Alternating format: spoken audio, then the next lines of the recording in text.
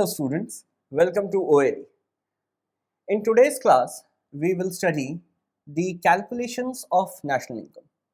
जब मैं calculations of national income के बारे में बात कर रहा हूँ, तो यहाँ पर मैं methods को लेके बात करूँगा. Now, I hope you remembered the methods. First one, product method. Second one, income method. Third and the last one is expenditure method. तीनों से नेशनल इनकम अप्रोक्सीमेटली सेम ही आता है. डिफरेंस क्या है? डिफरेंस है उसके स्टेप्स. कहीं पे primary sector, secondary sector, tertiary sector के बारे में बात होती है. कहीं पर आपके एक्सपेंडिचर्स, चाहे प्राइवेट एक्सपेंडिचर्स हो, गवर्नमेंट एक्सपेंडिचर्स हो, प्राइवेट या पब्लिक एक्सपेंडिचर्स हो, इनको लेकर इसका बेस बनाकर बात की जाती है. कहीं पर किसी पर्सन की इनकम कितनी जनरेट हुई है इन दैट फाइनेंशियल ईयर, उसको लेके बात की जाती है. तो आपका national income is the same thing, but the way of getting national income will be different. तो हम लोग हर एक मेथड, ये जो तीन मेथड है हमारे, फर्स्ट, सेकेंड एंड थर्ड, इन तीन मेथड्स को एक बार थोड़ा सा रिवाइज करेंगे शॉर्ट में कि एक्चुअली वो मेथड क्या है, उसके स्टेप्स एक बार देख लेंगे. देन उसके रिलेटेड एक दो क्वेश्चंस मैं आपके सामने करूंगा. नेक्स्ट आपका काम होगा कि after going through this lecture, what you will do is you will go back to your own studies, then you will try to solve the questions. important क्यों है ये questions? ISC में ये 10 मार्क्स का आता है एंड CBSE में it will come for 6 marks. तो ये हर साल आया है. ठीक, पिछले 2 सालों से, that is the present and the past one, इसमें कैलकुलेशंस थोड़े से वेटेज जिसको हम लोग कहते हैं उसमें कम हुआ है because of covid. But weightage of past papers, if I see, let's say if we discuss, then ISC we have 10 marks question, that is compulsory. CBSE 6 marks. तो इसीलिए ये चैप्टर टफ भी है एंड मोस्ट इंपॉर्टेंट भी है. ठीक, so let's begin with the first, that is the product method. So here we have the product method. Product method actually में चीज़ों के calculation को बेस बना के चलता है. That is how much things, that is goods and services, is being produced within the domestic territory of a country. ठीक, तो एक देश के अंदर कितने goods and services produce हुए हैं उसको लेकर अगर हम लोग बात करते हैं, तो right now we are discussing under product method. पहला पॉइंट क्या आता है? पहला स्टेप आएगा आपको, इस जब हम कैलकुलेशन करेंगे इसमें आपको ग्रॉस वैल्यू या वैल्यू एडेड वर्ड, मैं यहाँ पे लिख दे रहा हूँ, ग्रॉस वैल्यू और वैल्यू एडेड, ऐसे कुछ वर्ड्स आपके न्यूमेरिकल्स में लिखेंगे. Whenever you see these two words, that means this question belongs to product method. Now, why I am mentioning these two words? Because if mentioning these words, if you are seeing these words and still using expenditure or income method for calculating, then you are wrong. National income शायद निकल आए, लेकिन आपका जो steps होगा वो पूरा गलत हो जाएगा. तो जो मेथड है उसके लेट्स से जो कीवर्ड्स हैं वो जानना या वो आइडेंटिफाई करना आपका फर्स्ट प्राइमरी स्टेप है. जैसे मैंने यहाँ पे लिखा है, फर्स्ट स्टेप आपको क्या करना पड़ेगा? फर्स्ट स्टेप आपके जो न्यूमेरिकल्स हैं वहां पर आपको मिलेगा प्राइमरी सेक्टर, एक वर्ड मिलेगा, सेकेंडरी सेक्टर, टर्शियरी सेक्टर, ऐसे करके आपको वर्ड्स मिलेंगे. क्या मतलब होता है प्राइमरी सेक्टर का? Primary sector means those sectors which is related to nature. वहां से कोई चीज मिली तो प्राइमरी सेक्टर, उसके साथ जो सेक्टर्स जुड़े हैं, that is a secondary sector. Tertiary sector is that sector which helps in the working of primary and secondary. ठीक, जैसे ट्रांसपोर्टेशन, एक सिंपल सा एग्जांपल. तो आपके न्यूमेरिकल्स में कहीं ना कहीं लिखा होगा प्राइमरी सेक्टर, तो इसका मतलब ये प्रोडक्ट मेथड का पार्ट है. आप पहले primary sector, secondary sector and tertiary sector इनको ऐड कर देंगे. ऐड करने पे आपको क्या मिलेगा? मिलेगा GDP at MP. GDP at MP. MP means market price. Whenever we are calculating any data or let's say any raw data, it is always valued at market price. कोई भी चीज जब हम लोग कैलकुलेट कर रहे हैं वो हमेशा मार्केट प्राइस पे आएगी. ठीक, मार्केट प्राइस क्या है? Market price means the price which is prevailing in the market at the current scenario. Present scenario में क्या चीजें कितने रुपए से मिल रही हैं, वो अगर मैं कहूं तो that is a market price. इन तीनों को ऐड किया, मुझे मिला GDP, gross domestic product at market price. Gross है, that means depreciation is there. Domestic product means within India. Within India अगर कोई प्रोडक्ट एड अप हो रहा है तो वो मार्केट प्राइस में जा रहा है, दूसरा उसमें डेप्रिसिएशन है. तो सेकेंड स्टेप क्या होगा? सेकेंड स्टेप होगा हमें डेप्रिसिएशन हटाना है इससे. तो डेप्रिसिएशन वर्ड के सामने जो वैल्यू आएगा आप जीडीपी से उतना माइनस कर देंगे. क्या मिलेगा? ऑब्वियसली हमें मिलेगा NDP at market price. Again students remember, from gross to net, if we want the value from gross to net then we have to deduct depreciation from that. ठीक, तो जैसे ही हमने ग्रॉस से डेप्रिसिएशन माइनस कर दिया, हमें क्या मिला? नेट. और वैल्यू आई आपकी net domestic product at market price. उसके बाद आता है आपका कि इसको फैक्टर कॉस्ट में करना है. Now question arises, why do you have to convert it in factor cost? Because our national income stands for NNP at FC. मतलब हमेशा नेशनल इनकम आपको अल्टीमेटली इसी वेरिएबल पे लाना है, एनएनपी एट एफसी. तो एनएनपी इसीलिए नेट पे आया, तो इसीलिए हमने ग्रॉस से डेप्रिसिएशन माइनस करके उसको नेट कर दिया. अब हमारे पास क्या है? हमारे पास एमपी है और यहां पर है एफसी. तो फाइनली क्योंकि मुझे एफसी पे लाना है तो इसीलिए मुझे एमपी को एफसी करना पड़ेगा. और इसके लिए मुझे क्या करना पड़ेगा? इसके लिए मुझे नेट इनडायरेक्ट टैक्सेस माइनस करने पड़ेंगे. जब नेट इनडायरेक्ट टैक्सेस माइनस की बात आती है then there comes the indirect taxes. एक आपको वर्ड दिख सकता है इनडायरेक्ट टैक्सेस, दूसरा आपको इसके साथ एक वर्ड दिखेगा सब्सिडीज. कभी कभी तो आपको ये डायरेक्टली दिया रहेगा, net indirect taxes directly mention होगा. कभी कभी आपको दिया रहेगा नेट इनडायरेक्ट टैक्सेस के अलावा that is indirect taxes and subsidies. whenever subsidies is written there, okay, you have to deduct indirect taxes. indirect taxes से subsidies आपने माइनस कर दिया, जो मिला that is your net indirect taxes. तो ये आपका एक additional step हो जाएगा. ठीक, whenever I am repeating, whenever there is a net indirect taxes you will deduct the whole amount.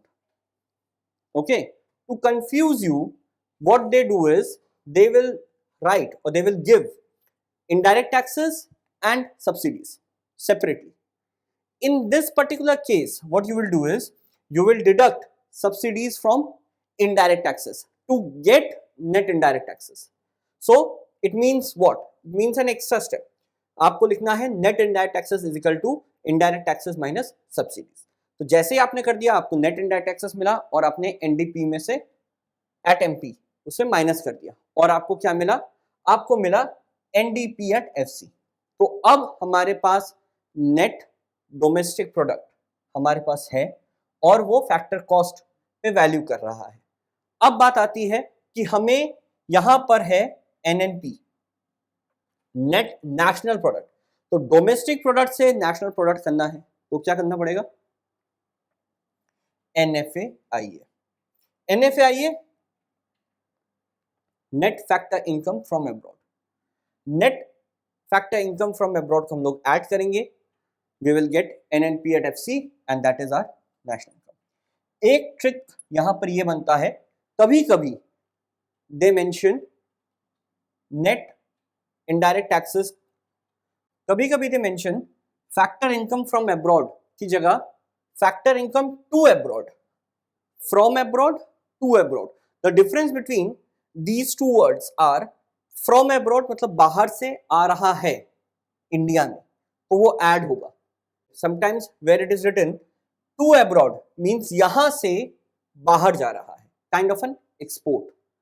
तो अगर एक्सपोर्ट जा रहा है तो वो माइनस होगा, अगर वो आ रहा है that is kind of import तो वो ऐड होगा. तो NDPFC प्लस NFAIA आपको NNPFC दिया जाएगा और वही होगा आपका national income. NDPFC plus NFAIA तो वो होगा NNPFC और वही होगा आपका national income. So these are the steps, these are some particular words which is related to product method. हाँ, इसमें से आपका ये जो इनडायरेक्ट टैक्स है, सब्सिडीज है, ये कॉमन वर्ड है, ये आपको हर एक मेथड में दिखेगा. डेप्रिसिएशन आपको और दोनों जो मेथड्स हैं हमारे उसमें दिखेंगे. बाकी वैल्यू एडेड, ग्रॉस वैल्यू, ये टेक्निकल वर्ड है which is related to product method only.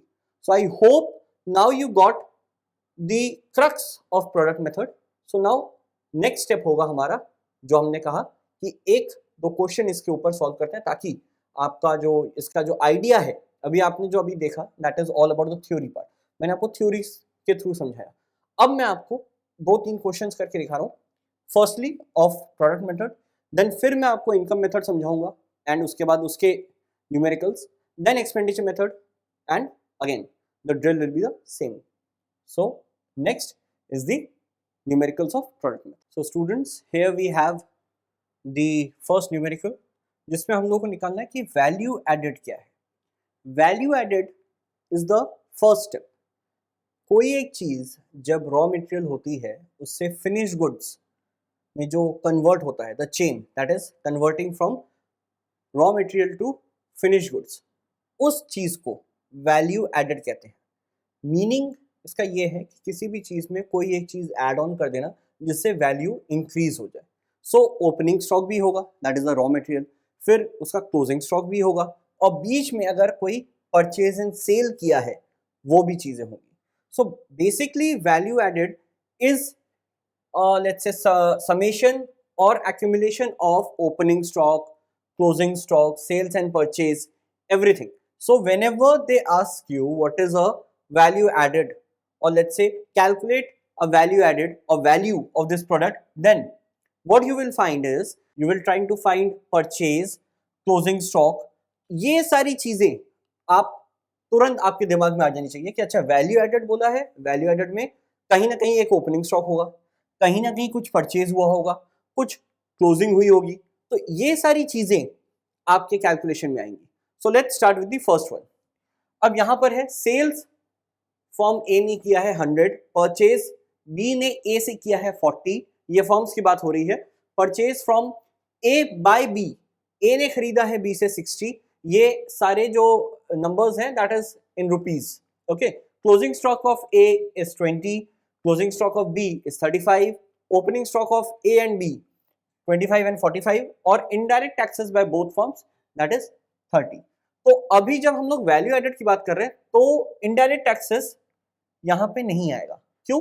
क्योंकि टैक्स इस टाइम प्रोवाइड नहीं होता है. जब कोई चीज प्रोडक्शन में रहती है वहां पर टैक्स का कोई काम नहीं होता, टैक्स उसके बाद आता है जब वो पूरा बन जाता है. ठीक. So the first step is sales. हम लोग हमेशा सेल्स से जाते हैं, मतलब उल्टा जा रहे हैं. Opening stock, purchase, closing stock, ऐसे ना जाकर हम लोग नीचे से ऊपर आ रहे हैं. तो पहला आएगा आपका सेल्स. तो फर्म ए के लिए सेल्स कितनी हुई 100, तो ये 100 वैल्यू आपकी यहां पर आ गई. ठीक. उसके बाद माइनस करेंगे क्योंकि हम लोग उल्टा जा रहे हैं. माइनस 40, 40 क्या है? परचेज. किससे किया है? बी से. ए ने ये माइनस क्यों किया? क्योंकि ये उन्होंने खरीदा है. ठीक.